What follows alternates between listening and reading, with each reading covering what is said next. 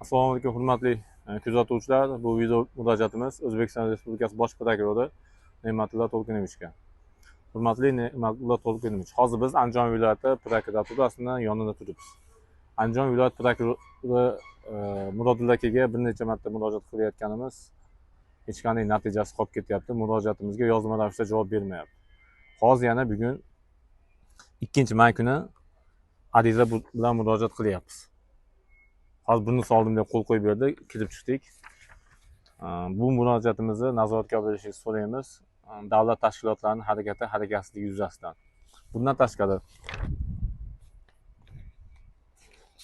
Majburiy ijro byurosi mas'ullariga 3-fevral hamda 3-martda murojaat yo'llaganmiz. Viloyat prokuraturasiga murojaat qilganmiz. Qonuniy harakatsizligi yuzasidan qonunda belgilangan tartibda chora ko'rib bering deb. Murojaatimiz mana 1 oy, 2 oydan oshiq vaqt o'tgan bo'lsa ham hech qanday natija bo'lmayapti.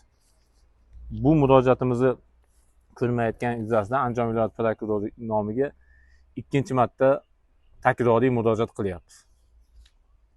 Hurmatli Ne'matilla To'lqinovich, davlat tashkilotlarining murojaatlarimizga qonuniy tartibda javob bermayotgani uchun yuzasidan qonuniy tartibda belgilangan tartibda chora ko'rib berishingizni so'raymiz. Bizni haq huquqlarimizni poymol qilish yuzasidan Andijon viloyati prokuraturasi yetarlicha harakat qilmayapti. Harakatli yuzasidan Andijon viloyat prokuraturasi mas'ullariga qonundan belgilangan tartibda xizmat tekshiruvi o'tkazishingizni, qonundan belgilangan tartibda javobgarlik masalasini ko'rib chiqishingizni so'raymiz.